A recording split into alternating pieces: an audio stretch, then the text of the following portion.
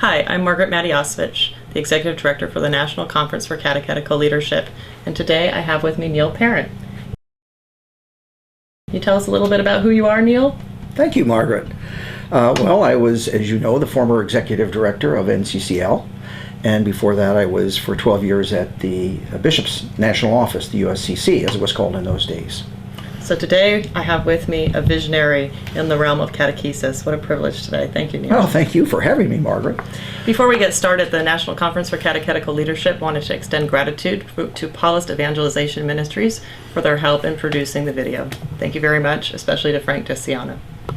So, as we move forward into this great conversation about the institutional memory of the National Conference for Catechetical Leadership, Neil, I was wondering, could we start with how did professional catechetical leaders gather? What's our story? How did we begin meeting together? He had this idea that the National Center could really serve the bishop's need as the chief teachers of catechesis, but also be a convening force for these diocesan directors. They would gather annually, and that would be, as they eventually did, take place the second Sunday after, or actually the first Sunday after Easter. And so they would meet that week and basically do the work of the National Center. So Neil, we regularly have these diocesan directors gathering now with That's the insight of this bishop. And then they gather annually, right after Easter. But then what happens? Because somehow we get constructed into an organization. Then, Margaret, in 1966, the national directors, at their meeting in New Orleans, decided that they really would like to have their own organization, and that they felt they could actually do more for catechesis nationally than if they were just simply part or being convened by the National Center. So at that meeting, it was Father Bill Tobin, who was then the diocesan director for the Confraternity of Christian Doctrine in New York, who made a motion that they form their own organization, and the motion got approved. And so later that year, at the National Catechetical Congress, which was taking place in Pittsburgh, and that Congress was taking place every 5 years, but that year, which took place in Pittsburgh, representatives from the diocesan directors went and met with the Bishop's Committee for the Confraternity of Christian Doctrine, and they said, look, this is what we're interested in, would you support us? And the bishops did. And so with their permission, they were able then the following year to formally launch what became known as the National Conference for Diocesan Directors of Religious Education / CCD. That was the formal incorporating name. Of the first national organization. For the first national organization that was now on their own, yes. And so they kept the Confraternity of Christian Doctrine identity, but they also picked up the more common terminology that was then in vogue, namely religious education. Okay, right. Catechesis had not yet quite hit there yet. Right. It would come. I have a couple of questions about some of the facts there. One, I'm hearing a lot of fathers and bishops involved. Who were the primary grouping of these diocesan directors? Were they all ordained? The membership of the diocesan directors, if you want to call that, was almost exclusively priest. So priest headed up each diocesan office for the Confraternity of Christian Doctrine. And in the late 60s, that began to change because, I know that as a fact, because Jane Wilford Hughes, who was then the Director of Adult Faith Formation for the Archdiocese of Detroit, told me she attended one of the meetings and she was the only woman in the room. Oh, okay. Yeah, so it seems when they kind got of fitting. going. 1966, big movements happening in the church with Vatican II. Yes. And this shift in identifying ourselves as an independent organization. And now you're saying women coming in at the tail end of the 60s, at least one woman entering the room. And, 1966 is a very important year, too, because it was the year that the bishops decided, as a result of the impetus of the Second Vatican Council, that they needed to form now a national conference of Catholic bishops. So remember, it was the National Welfare Council. Right. So what they did was they created a bicameral organization. So one was the NCCB, the National Conference of Catholic Bishops, which took care of the internal side of the bishop's agenda, liturgy, sacraments, canon law, and those kinds of things. And then they had the USCC, United States Conference of Catholic Bishops, or Yes, Catholic Conference, I should say. The Catholic bishops nomenclature comes in later. And that took care of the external oriented things, social justice, schools, catechesis, and so forth. And so the National Center for the Confraternity of Christian Doctrine was housed on that side of the USCC. Great. So now we have a structure for a board process representing different provinces from all Yes. over the nation. We're housed in the USCC. But tell me more about how that grew. What did our position in the USCC look like at this point as we began to get more members and began to grow? So what happened, Margaret, is that you have this board with no staff, and they're operating as their first independent organization. And they began to realize two things after the first couple of years. One was they were no longer as integrated into the National Center as they had been, number one. But secondly, they realized that the work of running a national organization was getting very hard for these volunteers, a volunteer president, secretary, and all that, and all the board members coming in. So what they did was they decided that they would like to have an executive secretary who would assist in the work of the board. And they were able to entice John Russell, the first president, to let go of that role, to leave his position as director of the Confraternity of Christian Doctrine in Syracuse, and to come to Washington and to be part of the National Confraternity staff. And that was worked out with Russell Neighbor, Father Russell Neighbor, who was then the director of the National Center. So the new staff person, in this case, John Russell, would be on staff at the National Center, working part-time for the center and part-time executive secretary for the NCDD.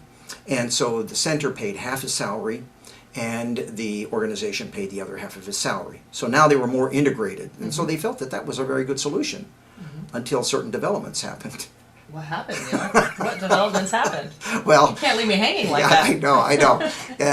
That went on for a number of years, but then in 1981, the Bishops' Conference, which had, by the way, been restructured, so now it was a Department of Education. Oh. And so the National Center was now gone. It existed on paper, and we won't get into that why it was, but it was responsible for the Bible.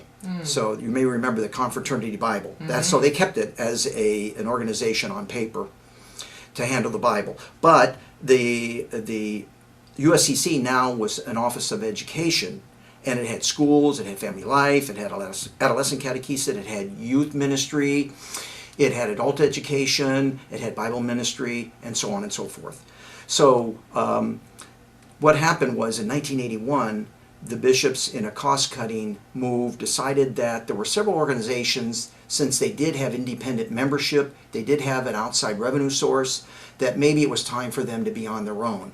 So NCDD was one, and then the youth organization, CYO, was the other organization, and there was also a chaplain's office. So all three of them were asked to basically leave, and they were going to give it about a year and a half to make the changes and so forth.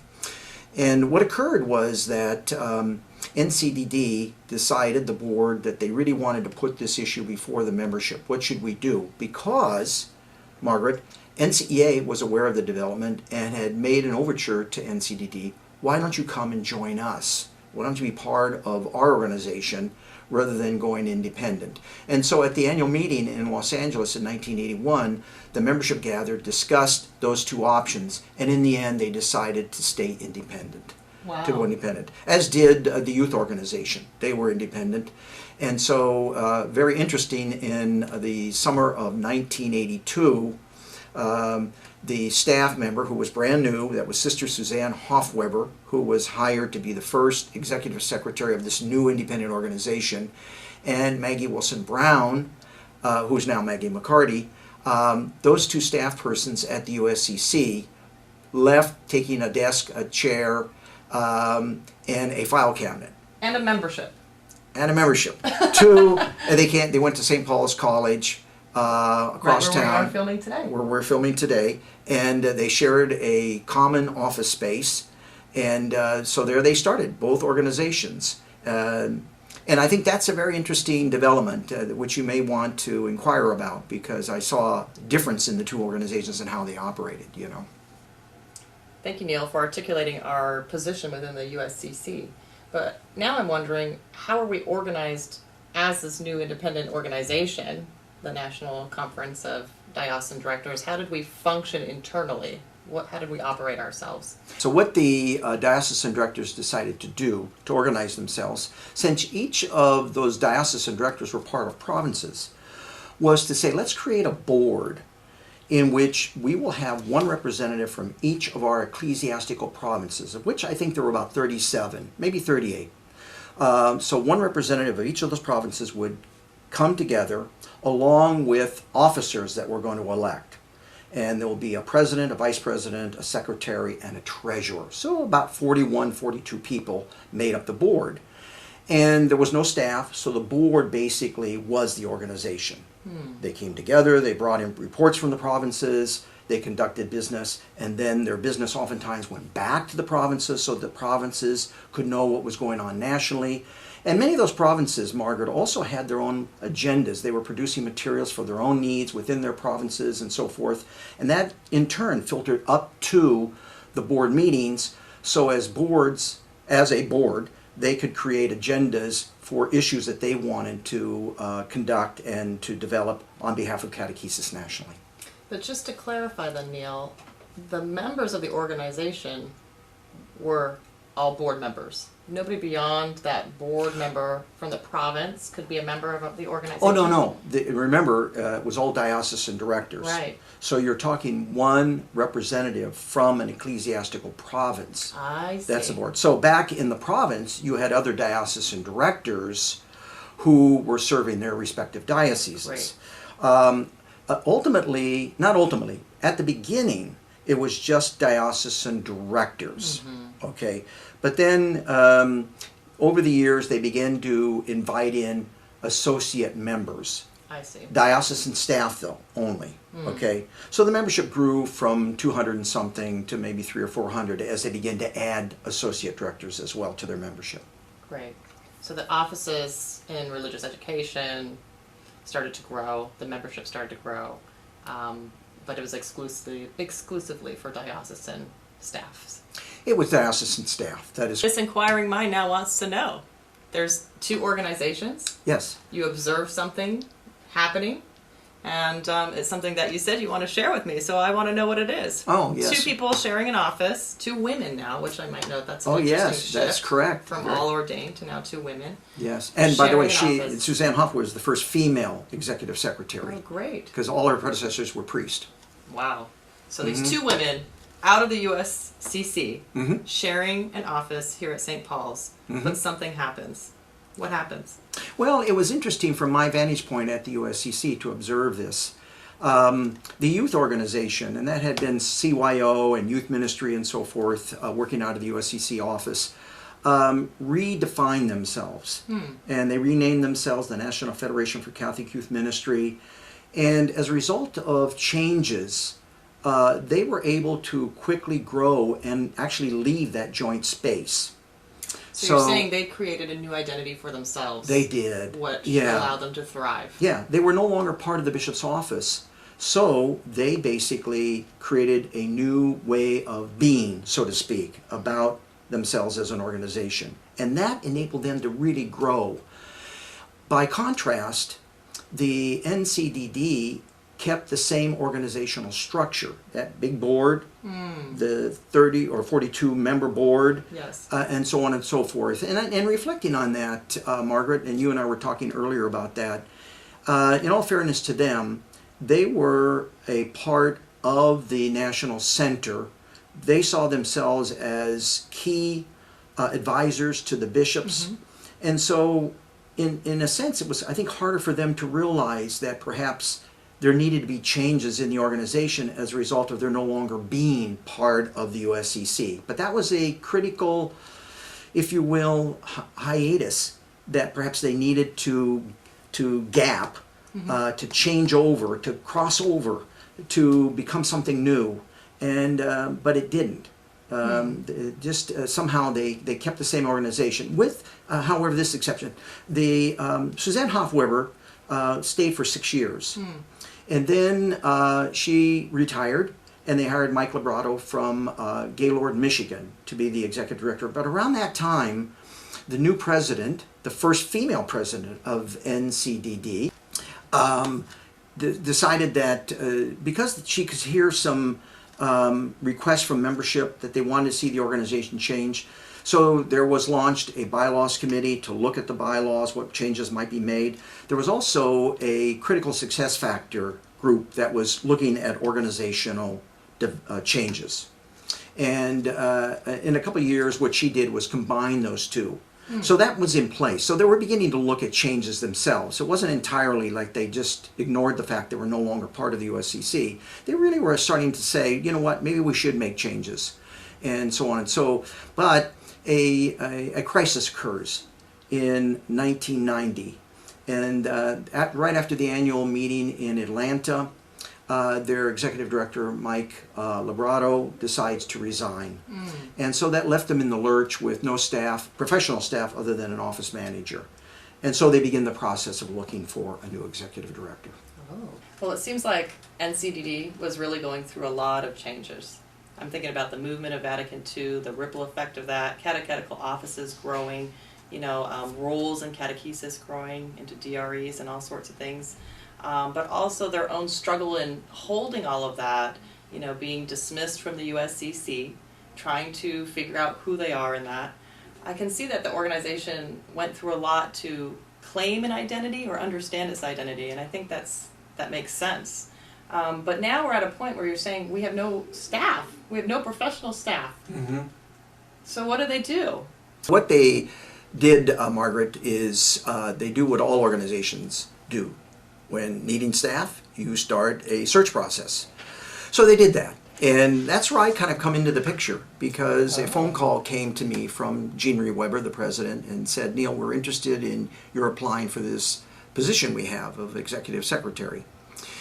And I must confess that I really wasn't that interested, because from my vantage point at the USCC, I thought that the organization really had a number of major challenges facing it. You spoke just a moment ago about the development in the field, the emergence of parish DREs, all of that kind of stuff. And I felt that the organization, as exclusively diocesan directors and their staff, was not big enough. It was not a big enough tent to embrace all the new players in the field, parish DREs and organizations that had a related role. And what about the academics that were teaching catechesis? And what about the publishers who in fact were producing the catechetical materials? It seemed to me all those voices could benefit from hearing each other within the same organization.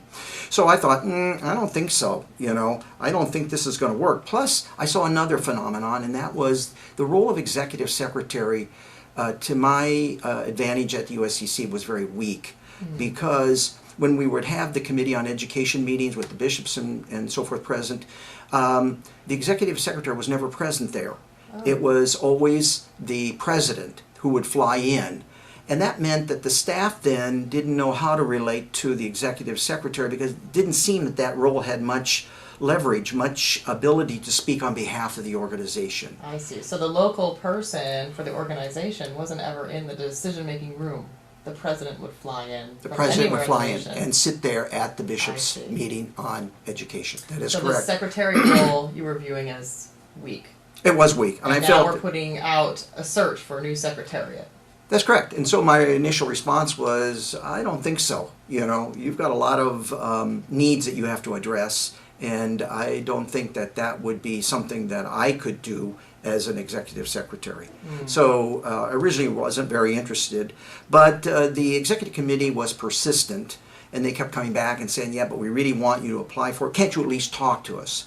So I did. I went to Milwaukee and met with the executive committee, and it was also not just me. There were other candidates they were interviewing, and I went there with the idea that, well, at least I'll tell them what's on my mind, what I think needs to be done, if I think they're going to grow and become the kind of organization I think that would make a more major impact on catechesis in the country.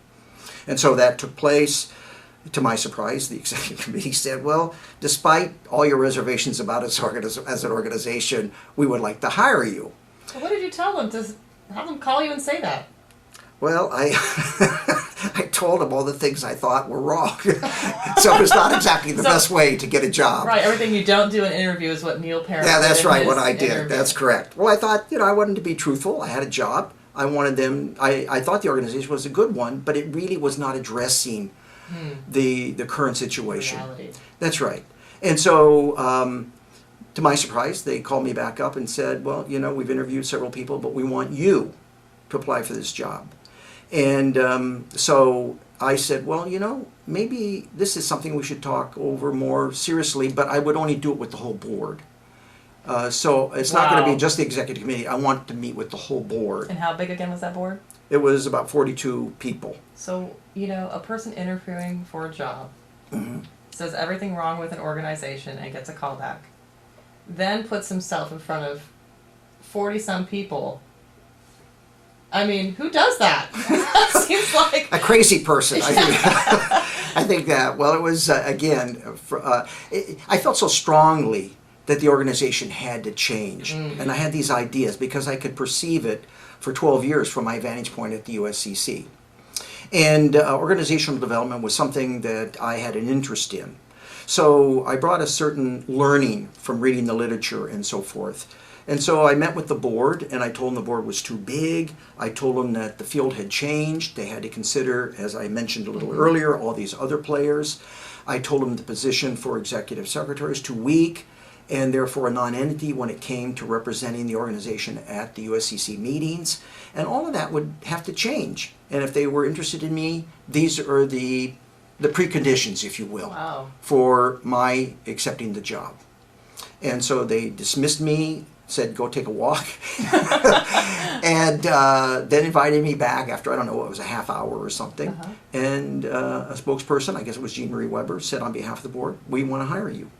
And we'll go ahead and ask you to start helping us redefine the new organization. So that's where it began. Wow. What an inspirational interview process. I can't even imagine what that was like, to be either yourself or one of the board members, to hear you name the reality so blatantly, and what kind of self-reflection that caused in the room for about 30 minutes. I'm just saying, wow, that's amazing to reflect on. But I'm wondering, Neil, they hire you. They did. And all of a sudden, you must have shaken up the whole process. What did NCDD look like? Well, what we had in place was already that critical success factor A that was working on reorganization. Right. And that was meeting, I think, this meeting, by the way, with the whole board was in October in Cleveland. And that group was going to meet to, again, discuss reorganization issues in November or early December. And then the board was going to meet again in January. Wow, that's quick. So what I knew I wanted to do was to take advantage of that critical success factor group meeting. There were 6 people on it, 3 men, 3 women, chaired by Don Curry from Grand Island, Nebraska, and to see if I could put before them a proposal about how the organization might look, okay? And if they bought into it, they could send it on to the board in January, which was going to meet in Malibu, California. And if that board approved it, it could go to the membership in Louisville in the spring of 1991. Wow. So you moved quickly. It had to be 4 months. So I really wanted. And what was behind that, Margaret, was my feeling is, having observed organizational changes, your best hope is always to move quickly, because the longer you're there, the harder it is. Right. People start to dig in and so forth, but when you're fresh and there's a certain sense of movement in the air, things can happen quickly. So that's where I was going. So what I did was I started on December 2nd, 1990, and I went to work immediately researching how nonprofits looked in that particular area. And I got all this information from the American Society of Association Executives, and I redefined the board down to 18 members. So it would be constituency based. You would have, for example, 4 seats for diocesan directors, 2 seats for associate directors, a seat for Eastern churches, a seat for Hispanics, a seat for academics, and so on and so forth. And but I was told in the very early stages that, gee, we don't want to lose, yes, our board is too big, but we don't want to lose this provincial network we have.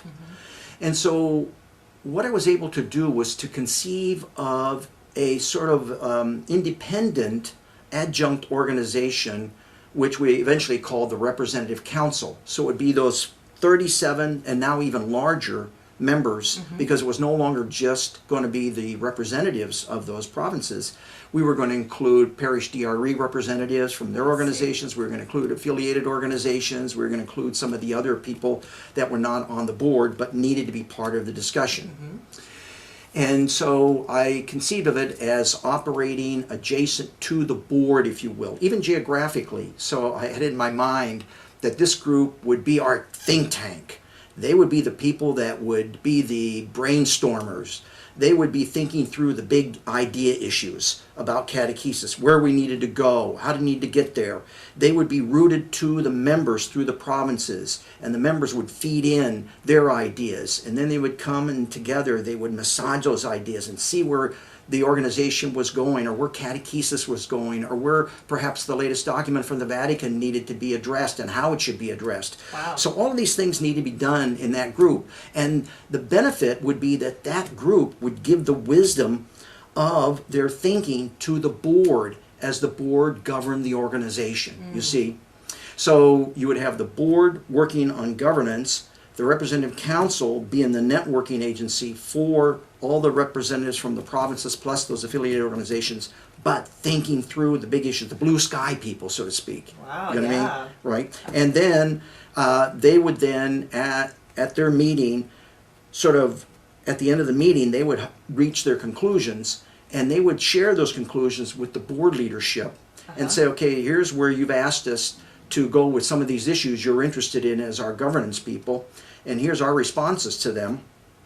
Or here are other issues we thought about that you didn't ask, but we're thinking you need to address as a board, because you know these are issues we see emerging from our provinces. So all of that kind of would go on, and then the board would then thank them and say to the board meeting, okay guys, we've got this intellectual capital, this wonderful information from our representative council, and now let's go to work. What do we need to do by virtue of policy and so forth? So I had a clearer distinction than actually worked out. Right. So the visionary group would inform the board of all of their great insights to help them drive the board to create policy or vision into the future of how to address all of these realities and dreams. And then that rep council would also go back to their province then to also address the dreams and the vision, right? And to the respective organizations. So because that now makes sense, you right? now had affiliated organizations. Yes. Wow. What an inspirational model. But we currently don't have that big of a board, Neil. We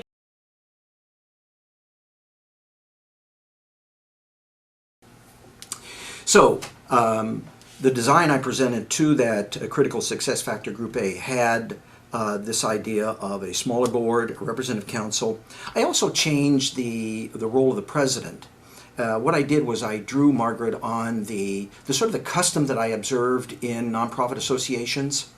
Namely, instead of a three-year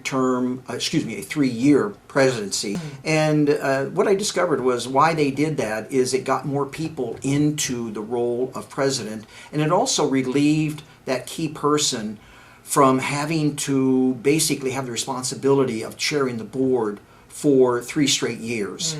So you would have the wisdom of listening, or the benefit of listening, then presiding, and then offering your wisdom.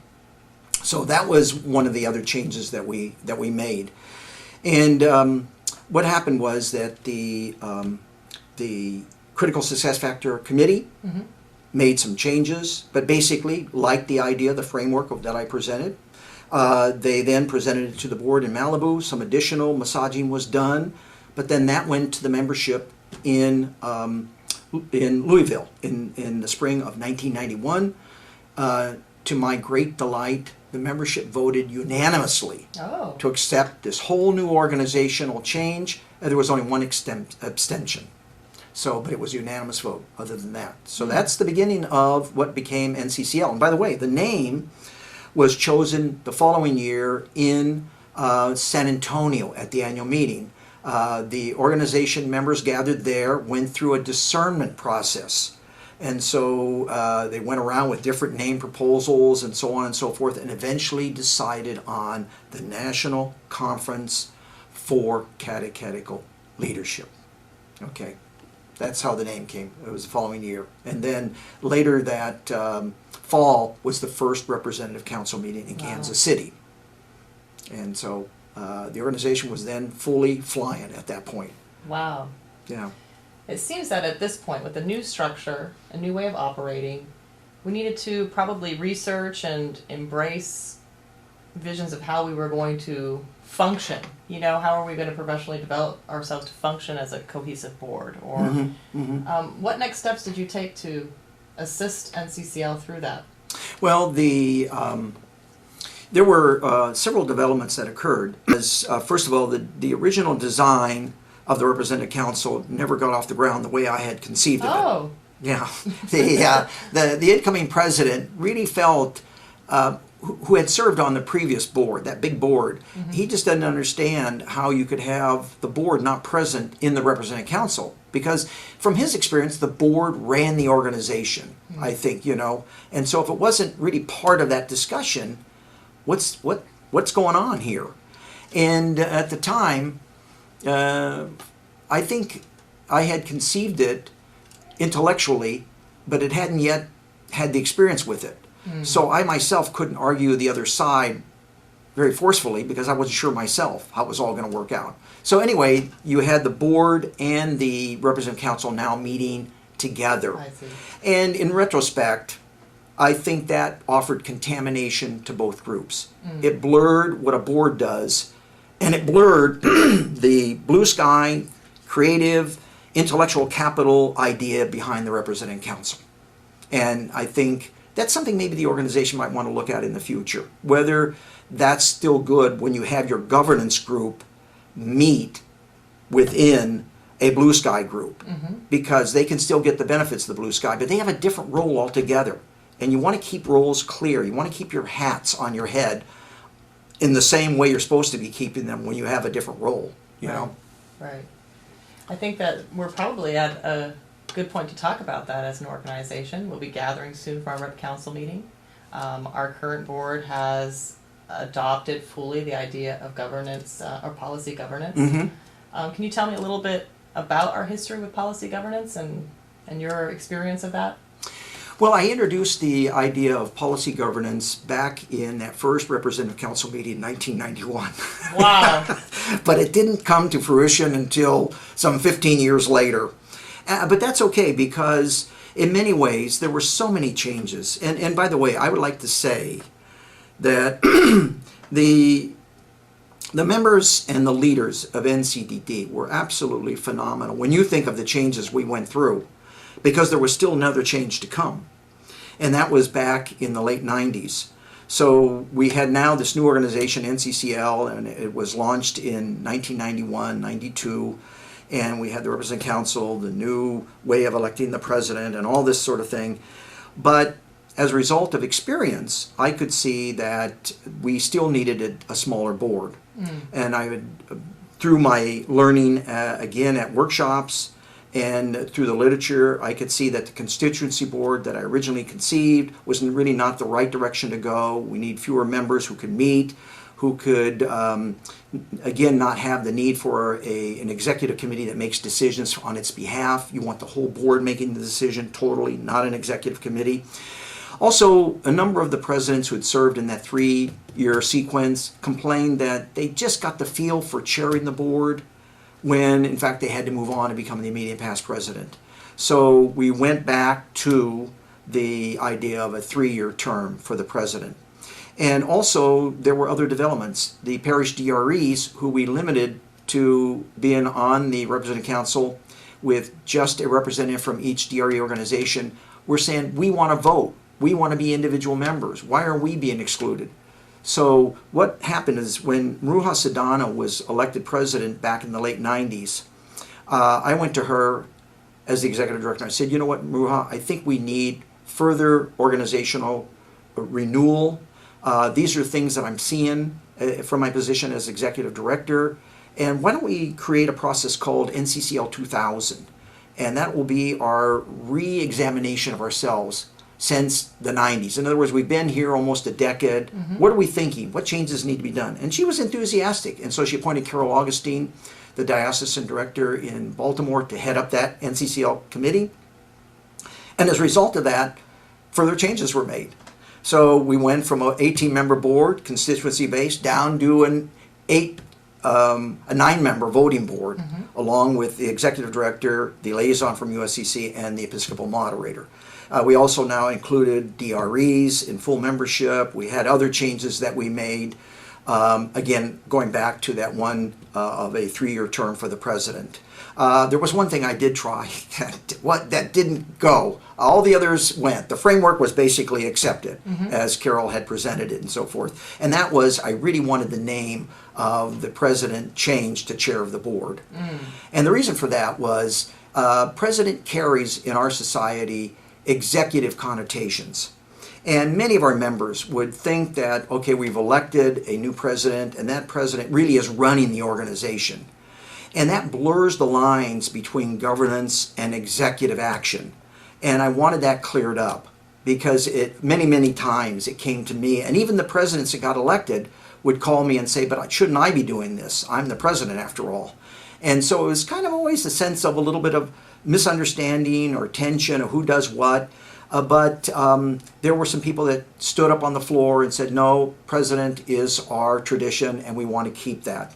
But that was a disappointment to me because my whole hope was to help the person who got elected to understand that their role for what we call president was to chair the board. That's what you do. You chair the board and you exercise governance on behalf of the organization. You make sure this organization is going in the right direction through your policies and your oversight of the executive.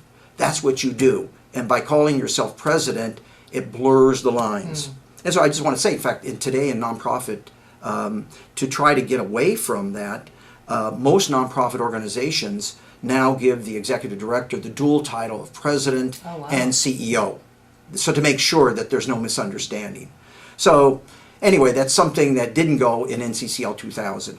But we took the framework. The framework was approved in Louisville in 2001. In 2002, the new bylaws were formally approved by the organization.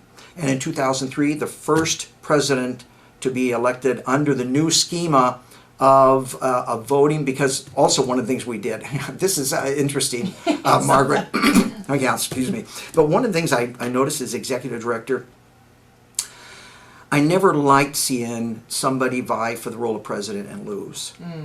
I just felt I saw them crushed. It was so hard because they got up there, they did their best, they said to the members, look, I want to be your president, and the other person said, I want to be your president. One of them lost. It's tough to lose to your peers. And I just saw, and in some cases, they just withdrew from the organization. And so I came up with this idea of a slate. Let's have the president, whoever is the representative council says, you know, that's going to be one of our nominees. And that person went and then said, I want you to be my secretary, I want you to be my treasurer, I want you to be the vice president. So it's a whole slate going against another slate. And I felt what that did was you have two slates going at each other. It's not so personal. Right. So if your slate loses, it could be any number of factors. Right. You're not diverse enough, you had the wrong person who goofed up, or whatever. But you know what I mean? And so we had to create a whole new voting system to make sure that slates got there. And always, all through the whole process, through all the years of my serving as executive director, what we tried to do was ensure that the diocesan directors never lost their founding, directing identity. So the new slate operating voting system, and you're familiar with this now than I am, you know, but was there to give the diocesan directors an extra vote so they could vote on behalf of their bishop's office. That was, again, to say to them, you know, you're important. You're the guys that serve as vicars for your bishops. We don't want you ever to lose your voice as we grow and made increasing numbers of DREs and so forth. You guys can't be outvoted because you're the founders of the organization. You're also the vicars for your bishops. You have to have a voice that we have to listen to. So that was how it was done. And so with that, you asked about policy governance. When Marianne Ronan was elected, First PCL. first PCL, I introduced her to policy governance. She got excited and engaged that board for their whole 3 years in developing policies to run the organization. And so by the time I left, I retired in 2007, it was so exciting to me to know that there now was going to be a very clear demarcation between those who come from the membership to serve on behalf of the members in governance and from those who are representing the organization as staff and implementing the policies. I felt it was a clear demarcation, plus what it did, it gave both the board and the executive director clear policies that said these are the things we want to accomplish and here's the things that we know we have to do to accomplish them. Well, that's all great insight for us, Neil, because in November we're going to be gathering our representative council. And since our current board has committed itself to policy governance, we now get to wrestle with the representative council and what that means for us today. So even though it was drafted, I believe in 2008 under Marianne Ronan, it is now being resurrected and honored to really wrestle with the implications and the possibilities for us into the future. So I just wanted to say thank you, Neil, for this tremendous insight into the institutional memory of the National Conference for Catechetical Leadership. But beyond that, thank you for your brave, courageous steps to move the organization in a direction it needed to go. I really have been honored to know you and be mentored by you along the way. And Thank you, Margaret. I'm grateful that I get to follow in your footsteps now as the executive director, and I hope I can do justice to the role that you visioned.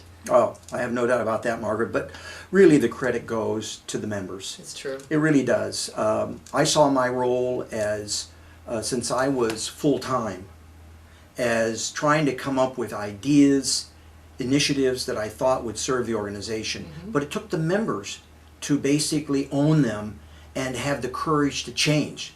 Change was not my authority, it was theirs. Right. So the various boards, the various members who voted for change are the ones who deserve the credit.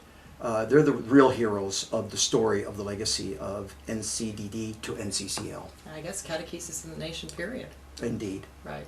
Yeah. Okay, thank you for being with us today, Neil. You're welcome.